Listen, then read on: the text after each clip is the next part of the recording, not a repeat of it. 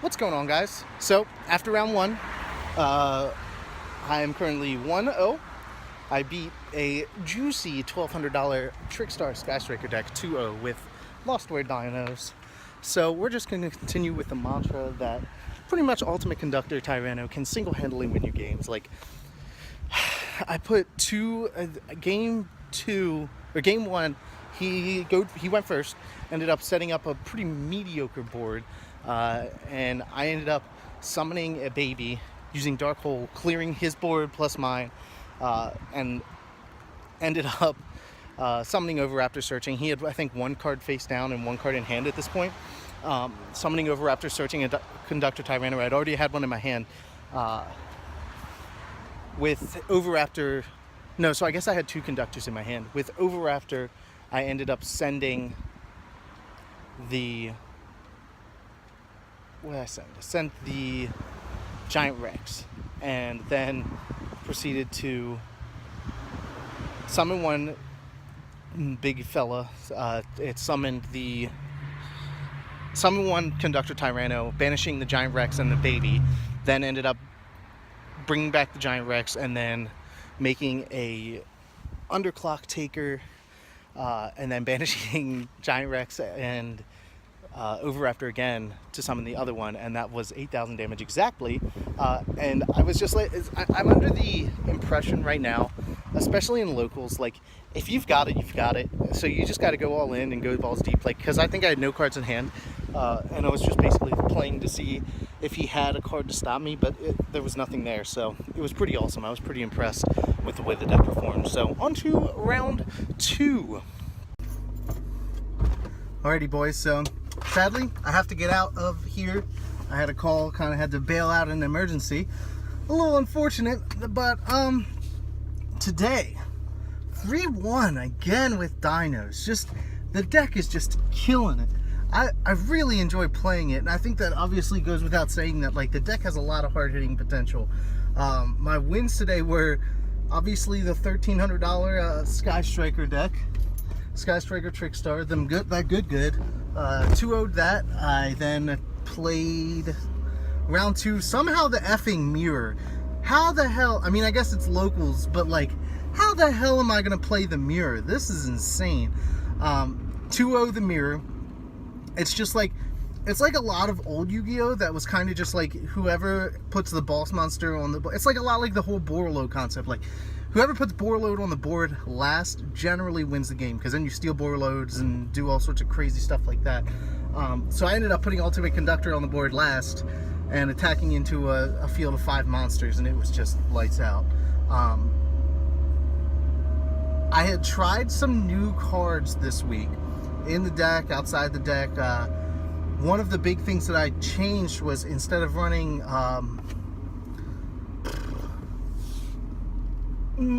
what was it? Instead of running Ghost Ogre and Veiler, I ended up putting in the Gamma package.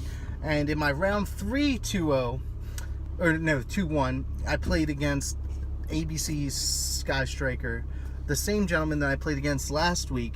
He ended up beating me game 1, and I won game 2 and 3.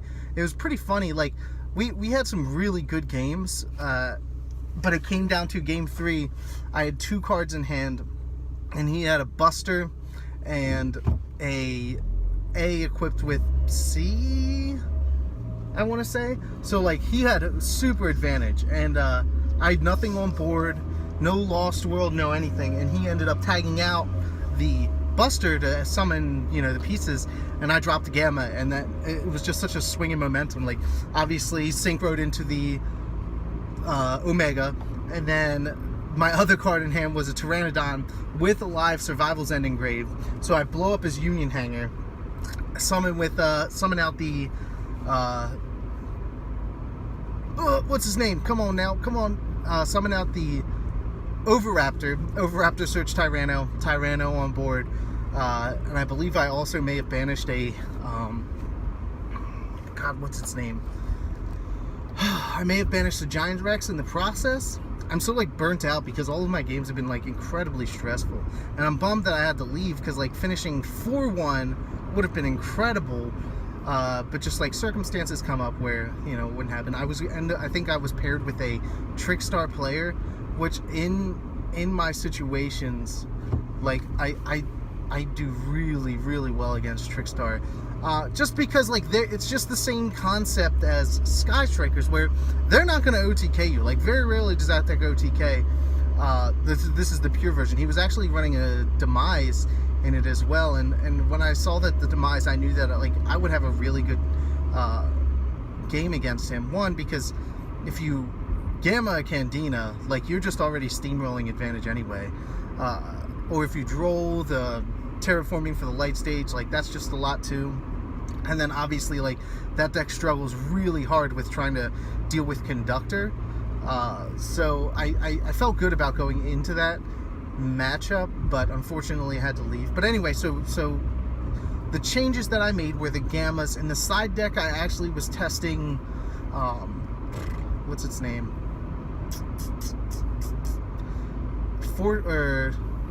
Mistaken Accusation, the common one that says target a card for the rest of the game.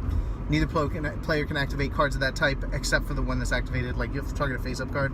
And basically my theorizing was like, if I can hit an engage with that, it's really good. Like sure, that one engage resolves, but they're not going to loop it on me. If I can hit a Hornet Drones with it, that would have also been pretty incredible. And if I would have hit, you know, things like Light Stage, or things like Ray, if I saw Ray, or Candina, or the card's just super versatile, and I really like the idea of it. Unfortunately, I never drew it, because generally, like, everybody there is a lot of, like, going first, like, decks. So I had the opportunity to go second a lot. Unfortunately, the ABC, the one game that I lost was I went first.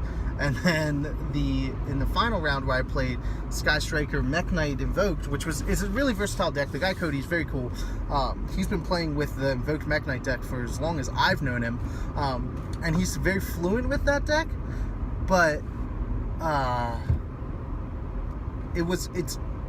it just comes down to the die roll, because he's going to want to go second as well.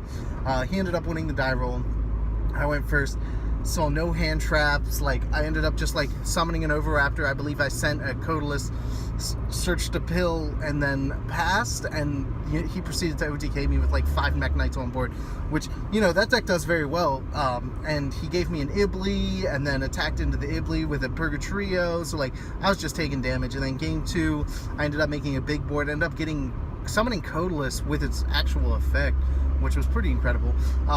And then had a Codalus, Conductor, Dogoran, and something else on board, and it was wild, man. Like it was really effective, and I was able to just like break through boards, which is something that this deck does very well.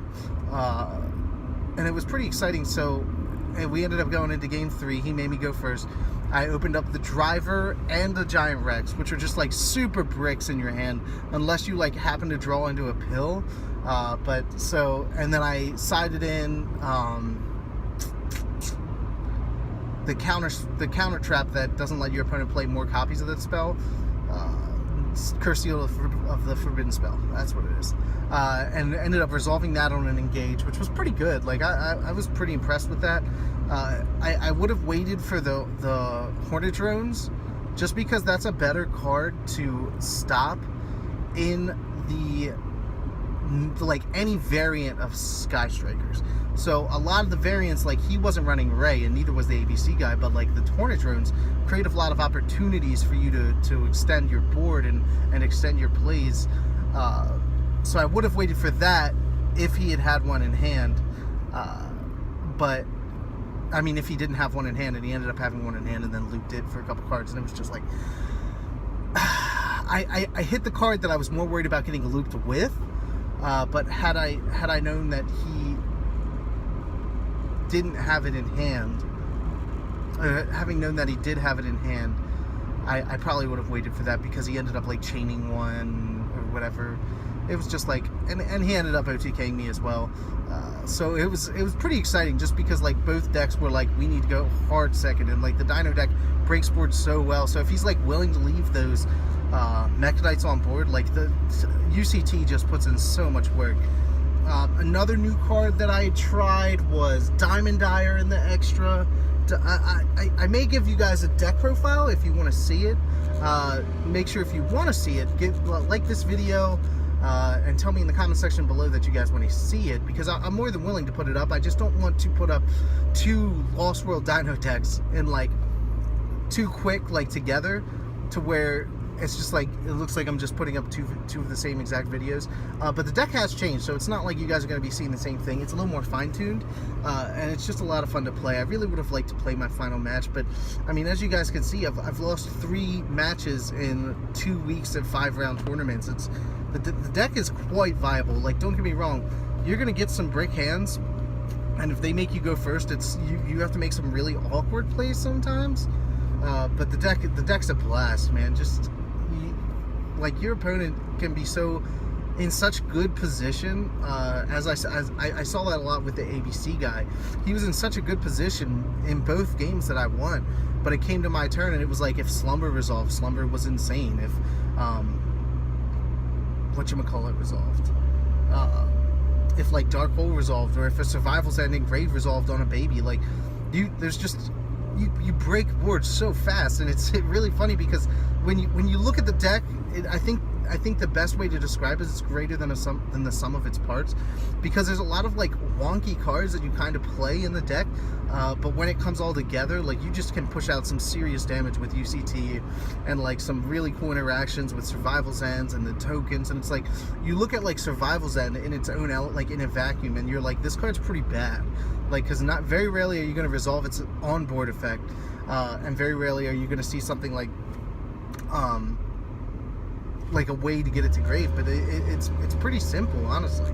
And running things like the Foolish Burial Goods, like, may not seem good, but like, having a live interruption on your opponent's turn with the Survival's End is really clutch. And like, especially like, because drawing the babies is kind of awkward sometimes, but it's interesting when you can create a play out of that. Like, running the Survival's End is like a justification for me to be able to utilize the babies when you draw them, instead of them just being like dead cards until you can get like either 2 normal summons, or like have a Overraptor Survivor turn to be able to blow one up, or like to be able to get an Ultimate Conductor on board. The plays are just like pretty interesting, and like, a lot of times the babies seem subpar, but they put in so much work. Like, when they do well, it's insane. So, but I really like the deck. If you guys want to try it out, like I said, if you want to see the profile that's current, make sure to like this video. If you have any questions, comments, or concerns, leave them in the comment section down below. And as always, guys, remember to subscribe to join the revolution today. This is SlenderRevolutionX signing out, and I'll talk to you guys later. See ya.